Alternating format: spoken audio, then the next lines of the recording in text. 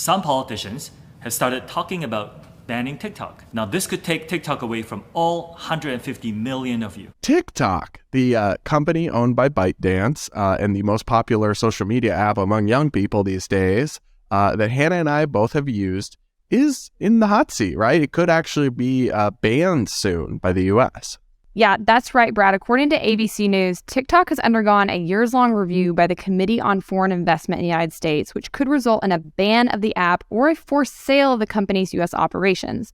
Despite momentum among lawmakers for a full U.S. ban, the likelihood of such a move remains low, experts told ABC, citing the dramatic intervention into the private sector that it would require. But I'm not sure I agree with them. According to other reporting from Time, they say the contentious debate over TikTok's future reached a new peak on Wednesday after the Biden administration threatened a nationwide ban on the popular video sharing app unless its Chinese owner promised to sell its stake in the company. TikTok confirmed this to Time, and the apparent ultimatum by the Committee on Foreign Investment in the U.S. marks a major escalation by White House officials in the long-running negotiation between the company's Beijing-headquartered owner ByteDance and federal officials who say that TikTok's link to China poses a potential national security threat. So why exactly do they want to ban it again? Can you run that through that for us, Hannah? Yeah, so let's dig into this because it's kind of nuanced, a little complicated, and I'm really curious to get your opinions because I'm sort of on the fence about a lot of this. But basically, since the app launched in 2016, it has taken over social media. They have almost 1 billion active users, including more than 100 million in the US. Wow. Yeah. But of course, all that growth comes with concerns from federal officials and security experts because China's Communist Party, the CCP, could have unlimited access to sensitive data that the company is collecting on Americans and all their users. Because as a Chinese company, ByteDance is subject to a national security law that requires it to turn over its data to Chinese authorities on request. So the push to ban TikTok in the U.S. is largely led by Republican lawmakers who are concerned that ByteDance basically could be using user data to track browsing history and location, and they say potentially driving misinformation efforts online.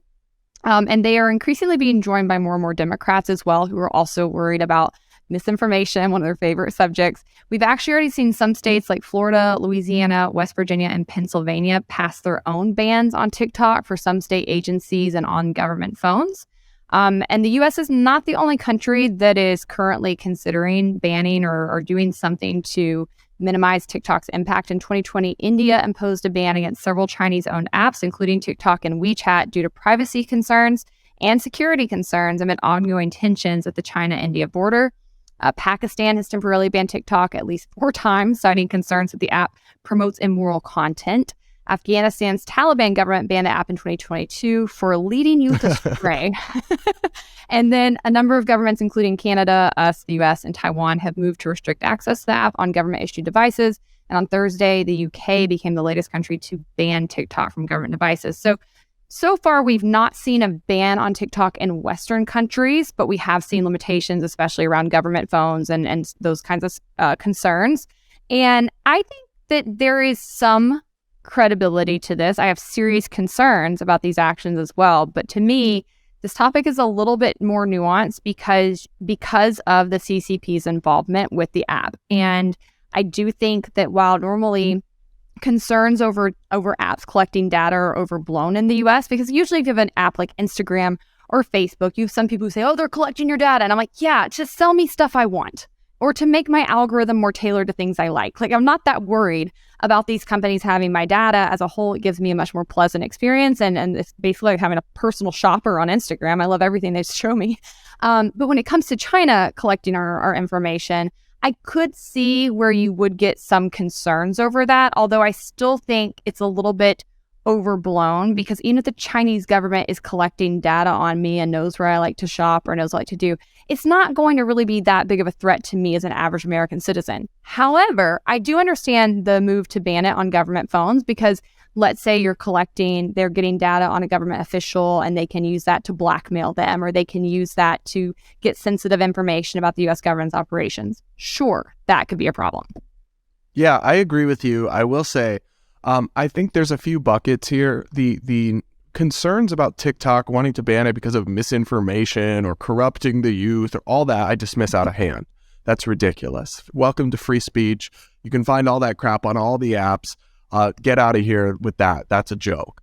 Now, the concerns about it being essentially Chinese spyware, where they ultimately could have to turn over their data to the Chinese government, I think are much more legitimate, although, again, perhaps overblown.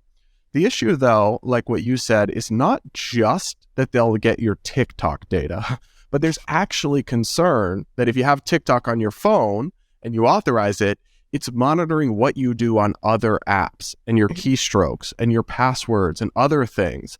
Now, that gets highly technical, and I'm not 100% sure how legitimate or how much they're truly doing of all that. But the concern is more than just the fact that they'll know what kind of videos you like, though even that could easily be used to blackmail. Think of a closeted gay employee that works for the federal government. China has blackmailed many government employees of the U.S. in the past. But it's also concerned that they could access other data on your phone that's sensitive. So I think that is legitimate. I think I definitely agree with the move to ban TikTok on government devices. I mean, right, these are your work phones. If you work for the government of a state or of the feds, yeah, of course, a potentially sensitive, Chinese app shouldn't be on your phone if you've got secure material on there, and just use your personal phone for it. Doesn't seem like there's any real downside to such a restriction like that. However, I think that banning it overall becomes much more problematic, even if there are real risks. One, I'm kind of skeptical about their ability to actually enforce such a ban. Like, for example, a young person, couldn't they just set their VPN to Canada or to anywhere else and then just go on TikTok anyway? Like, I'm pretty skeptical about their ability to enforce such a ban. And secondly, I have some free speech concerns about taking away what is a massive platform for information and news and debate and discussion from people. I think on the private side, beyond the government restrictions, which I think are reasonable, but instead of banning TikTok outright, maybe the government could just educate people about what the risks are and then let them decide for themselves. Well, so I want to get into the free speech thing in a minute, because I think there's a lot to unpack there as well. But for its part, TikTok is fighting back pretty strenuously. They claim that they have never turned over information to the government. They're willing to show their records. Their CEO actually went on the defense on TikTok this week. Let's roll this clip. Hi everyone, it's Shou here. I'm the CEO of TikTok. I'm here in Washington, D.C. today, and I have some news and updates to share with everyone here. Today, I'm super excited to announce that more than 150 million Americans are on TikTok. That's almost half of the US coming to TikTok to connect, to create, to share, to learn, or just to have some fun. This includes 5 million businesses that use TikTok to reach their customers, and the majority of these are small and medium businesses. Now, these numbers are amazing, and I'm so thankful to all of you and the 7,000 TikTok employees in the US who are helping us build this incredible community in America and around the world. Now, this comes at a pivotal moment for us. Some politicians have started talking about banning TikTok. Now, this could take TikTok away from all 150 million of you. I'll be testifying before Congress later this week to share all that we're doing to protect Americans using the app and deliver on our mission to inspire creativity and to bring joy. So he's making a pretty emotional plea here, and I think he's being very smart because, as he points out, it's almost half the country that's on TikTok. People like this app. Me too. I think it's kind of a little bit funny that the Biden administration is thinking about doing this, because I'm like, can you imagine the backlash from Gen Z? If anything actually gets these people politically active and ready to picket, this would be it. I mean, this has become the top app. I think it's the best app for video streaming. I get a ton of information from it. I would personally be pretty annoyed to lose access to it. So I think the way that he's going about framing this is pretty smart. He points out just how many businesses are using it. TikTok has been a massive economic generator, not only for content creators, but for small businesses. I often see real estate agents on there, therapists on there, all sort of using their craft to educate people more about it, but also to find new clients. And so this is a huge industry that's built up around TikTok. And so he's going to be testifying next week, I think, pretty strenuously against this. And TikTok has put out some statements about these potential bans. And they said the best way to address concerns about national security is with the transparent U.S.-based protection of U.S. user data and systems with robust third-party monitoring, vetting, and verification, which we are already implementing. So they're basically saying if you're really concerned about national security, you're really concerned about, the privacy, put rules in place and we're happy to comply with them. But forcing us to sell the company or banning it outright makes little sense. And according to Politico, they're actually getting ready to do something that I think is pretty strategic and quite fun. And just like it shows that they're a bit more cutting edge compared to the old dusty politicians they're up against. They're about to infiltrate DC with their influencers this week. According to Politico, the influential social media app TikTok is flooding the nation's capital with influencers next week as part of a 11th hour lobbying blitz to starve off the forced sale of the company. Lawmakers in Washington debating TikTok should hear firsthand from people whose lives would be directly affected by their decisions, said TikTok spokesperson Jamal Brown. We look forward to welcoming our creators to our nation's capital, helping them make their voices heard, and continue to drive meaningful impact in their lives and for their communities. Now, this is a problem for politicians because I think they underestimate just how much influencer media has taken over. People have a lot more faith and trust in influencers that they follow on TikTok. And some of these people have hundreds of millions of followers, to be clear, than they do in the government or than they do in traditional news outlets. These are people that are sort of revered and held up in our culture. They have a lot of sway. And that's why they can command so much money on these kinds of platforms. So I think when you start pulling them in the political sphere and getting them ready to go to battle, I think that the government's going to be up against more than they might be asking for in this situation. Yeah, for sure. I think there's a mountain of influencers who will be very upset if TikTok is banned. I personally wouldn't be necessarily. Policy-wise, I don't agree with a ban, but because I have personally been permanently banned from TikTok twice, because they are very censorious and very left-wing, and I was banned for no legitimate reason whatsoever both times. It would be good for me because more people would probably use Instagram and YouTube where I'm growing and creating tons of content, but I still don't really support it and taking away options from people. I will say this though, the reassurance campaign by TikTok to say, no, we're good people running here, there's Americans working here, we care about your privacy, all this stuff, doesn't really reassure me all that much, because the thing about the Chinese national security law is that they can force ByteDance to take the TikTok data and give it to them. It's like, even if the people at this company don't want to hurt us or betray us, there still can be forced by the communist government in China to turn it over. So it doesn't really assuage all the concerns for me that the people in charge of US TikTok are, not anti-American or do care about their customers. Sure, I believe that, but it's not really addressing the issue here.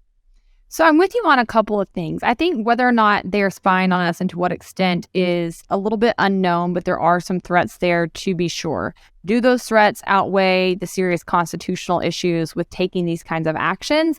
Of that, I am not convinced whatsoever. I think there are serious free market and free speech violations that would occur for the U.S. government to take these kinds of actions. And I think that the U.S. government is actually, while they're using national security as like their, reason that they want to do this, I think it has a lot more to do with their fear over the impact TikTok can have. Again, we know that many people in the government are constantly trying to tamp down on misinformation, which is basically decided by whatever they think the truth should be. And so TikTok's algorithm is specifically more open than many of the other platforms we use. I find it easier to get messages out on TikTok to reach new audiences. I think that is a threat to entrenched powers. I also think that you saw some ability for TikTok to have sway in elections, and I think that scares the bejesus out of them because people are having these kinds of conversations on the app, and I think that those kinds of concerns probably outweigh their concerns over national security. So I have those issues offhand.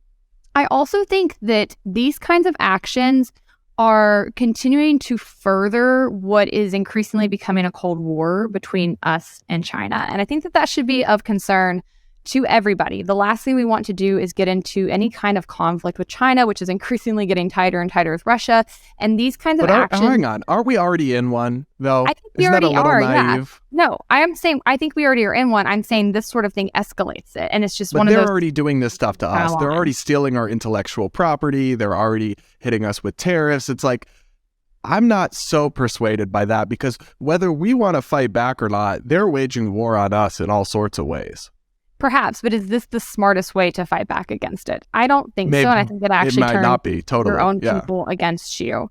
I also think that there are, besides like misinformation, the real problem, the actual weapon I see of TikTok is the ability for the Communist Party and communist people who work for the company to use it to sway our culture against our foundations. And that's what I actually observe being on the app all the time. It is actively promoting Marxism. It is actively promoting like hating your boss, hating your landlord, that you're a victim. It's actively promoting how much better life is in other countries. Like I get that at my newsfeed all the time, like leave the US, everything's so much better outside the US.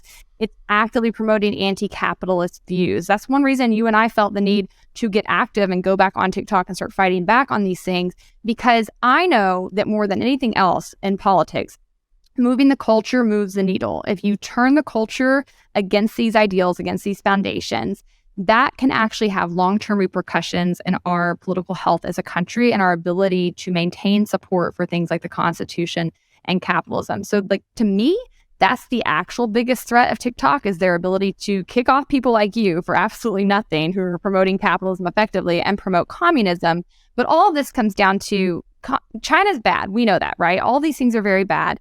But I'm a firm believer that you don't defeat bad ideas with more bad ideas. And when it comes to things like banning TikTok, I do think that that is a serious free speech violation. And I want to read to you, the ACLU actually has come out really stringently against this action. They sent a letter to the House Foreign Affairs Committee a couple days ago, and they urged members to vote no on this bill that would basically ban TikTok. And they said it violates the First Amendment rights of millions of Americans who use the app to communicate and express themselves daily.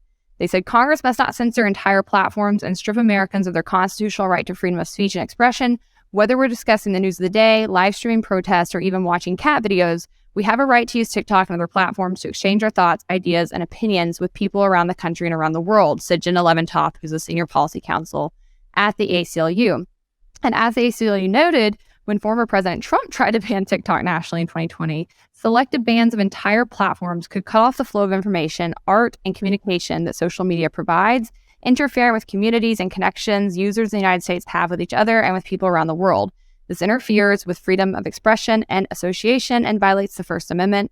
And finally, they said the law would exempt, quote, quote, sensitive personal data from the protection of the Berman Amendment. And that was an amendment that was passed in 1988 that basically protects our rights to receive information regardless of what country that information was created in. So that means the U.S. government can't ban a book by a Chinese author simply because it's from China. Or in this case, you can't ban a social media platform simply because the app is from a Chinese company. So I tend to agree with most of that and think that this would definitely be a free speech violation. I also think it would have very serious free market implications on other businesses, on content creators, and on employees. I mean, the scale of what this would do to disrupt the economy and the infrastructure that's built up around TikTok would have serious implications on millions of Americans' lives. Yeah, I think that even if the U.S. does move forward with a TikTok ban, it will get challenged in court and may well be struck down on First Amendment grounds. I'm not sure. That will be a complicated debate, weighing national security against the First Amendment. But I would expect those legal challenges to take place, making it even more of a dubious solution, because I have a lot of concerns about TikTok, but like you, I tend to think the best way to combat them is with alternative platforms, alternative voices, pushing back in the marketplace of ideas, not coming in and depriving 150 million Americans of their freedom of information and the app that they want to use. I also think it could set a really bad precedent, because while China might be a problem, allowing the U.S. government the power to ban platforms or information streams just because of the country they come from, that's not a precedent you want to set.